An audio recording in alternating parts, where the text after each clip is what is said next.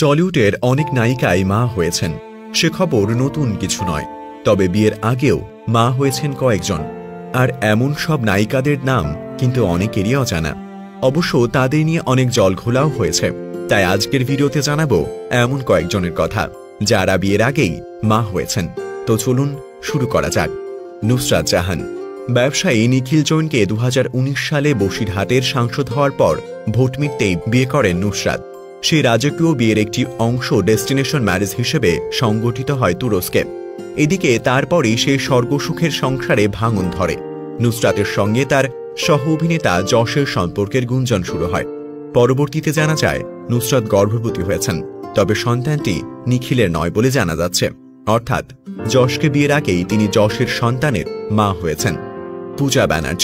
পূজা ব্যানার্জি এবং কুনাল ভার্মা দীর্ঘ 9 বছর সম্পর্কে থাকার পর 2020 সালের ফেব্রুয়ারি মাসে সন্তান গর্ভে আসার পর কাগজে কলমে বিয়ে করেন।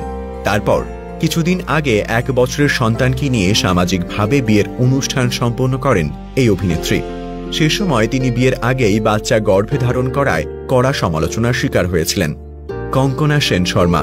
চলচ্চিত্র নির্মাতা অপর্ণা সেনের কন্যা কঙ্কনা সেন শর্মা টলিউড বলিউড দুই জায়গাতেই দুর্দান্ত অভিনয় করে আপন দক্ষতায় দর্শকদের মন জয় করে নিয়েছেন। একাধিক সাহসী চরিত্রে অভিনয় ছাড়াও বিয়ের আগে মা হওয়া নিয়ে তিনি আলোচনায় থেকেছেন বহুদিন।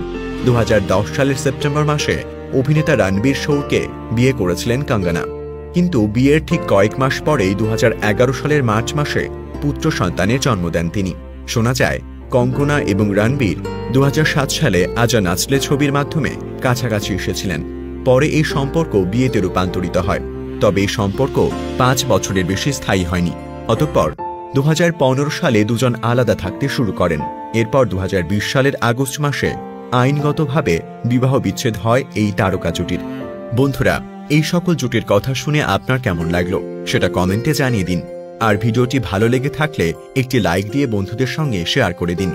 আমাদের পেজের ভিডিওগুলো নিয়মিত পেতে পেজের ফলো বাটনটি এনেবল করে রাখুন। আবারও কথা হবে আগামী ভিডিওতে। সেই পর্যন্ত ভালো থাকুন, সুস্থ থাকুন। আজকের ভিডিওটি শেষ পর্যন্ত দেখার জন্য আপনাকে অসংখ্য ধন্যবাদ।